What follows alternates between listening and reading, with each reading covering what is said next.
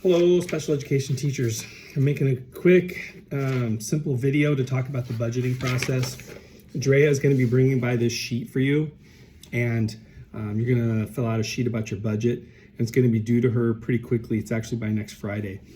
What happens is I take the information from all of the teachers, and then I have to present the combined budget to Wayne about a week later.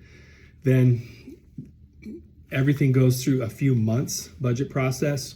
And a lot of times, hopefully the goal is by the time you leave in June, the budget will be approved, and then I'll be able to tell you everyone exactly what they got or didn't get. Okay, so that's the goal before you go to summer. On the sheet, you'll see there's 3 boxes.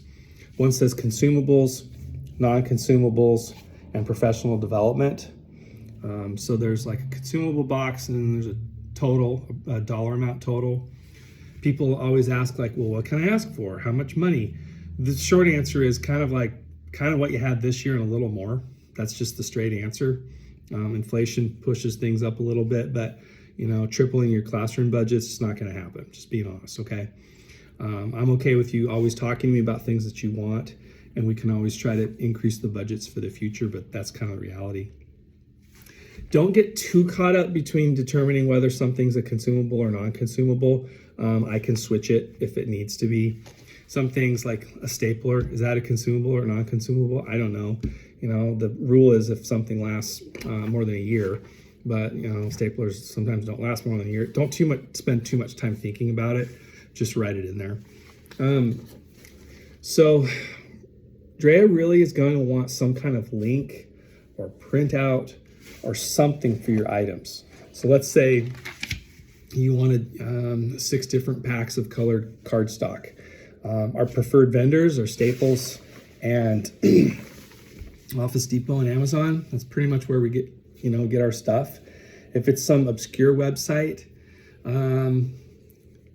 we can. It's difficult sometimes because we have to ask the business office to create a new vendor, and there's a process to go through, so it's kind of a pain, but we can if there's something special that you need. But we prefer to kind of go through those 3 sites if possible. So it may be that you're going to have a link or a printout or something like that. It doesn't matter so much to us how the information comes. You may want to write it on here, or you may just say see attached, see attached, see attached, and then give us some other printouts to go along with this. This is not an electronic process. It's actually a hard copy process.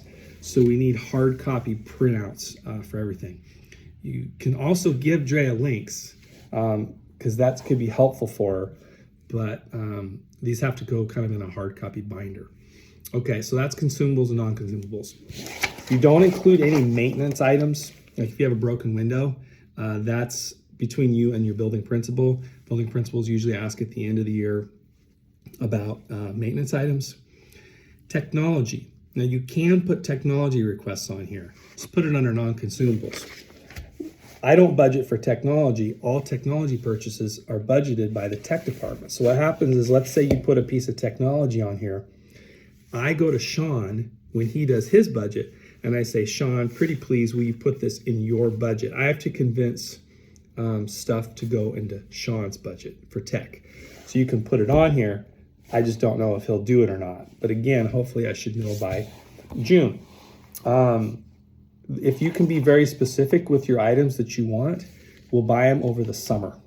That's what we can do. So Drea can have everything all ready to go. The new school budgeting cycle starts on July 1, and she can have it all ready to go. So when she comes back in August, it's sitting here.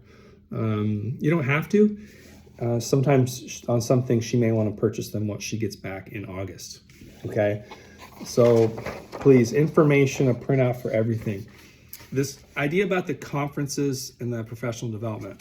So this is outside of the normal school budgeting process.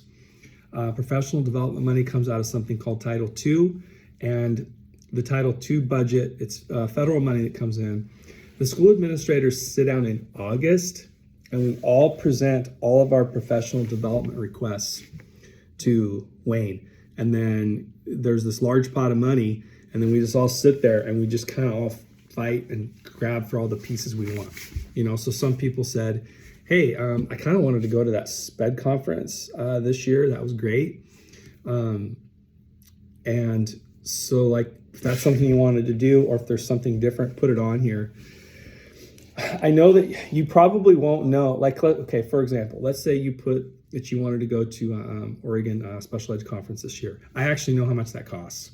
And so you could put that on there. I know the travel costs. I know the kind of the hotels. I kind of know how much all that stuff costs. But if it's something that I don't know what it is, let's say there's some kind of special conference you heard about or something, try to give me as much information as possible. If you say it's 2 nights in Portland, I know how much 2 nights in Portland is with hotel and food and lodging. And I know most of these conferences, the registration fee is like between $500 and $1,000. So put that on there.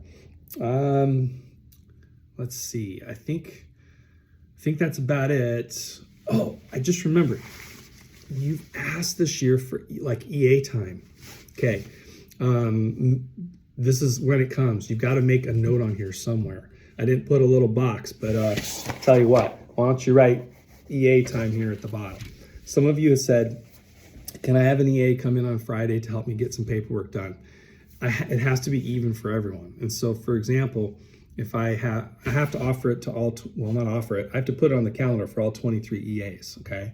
And so tell me the information you want. Here's already what I'm thinking about next year for EAs. I'd like them, instead of one day for in-service, usually it's on Monday, I want them here Monday and Tuesday. And Tuesday will be time for more EA training. So that's at least what I'm gonna ask for. And then I'm probably gonna ask for one more additional day for EAPD during those first couple months. Because you remember we've talked about how we need some training with the PRO-ACT and restraint training and things like that. So anyway, get everything down. Don't worry too much about the format, but I need them by Friday because on the weekend I'll be putting it all together, and then I got to get it to Wayne the week after that. Ask Drea if you have questions. I know you all will. You'll say, hey, what about this? What about that? Just ask Drea, and she'll be able to help you out. Sorry about the long message. And remember, this is a hard copy process. Okay. Thanks, everyone.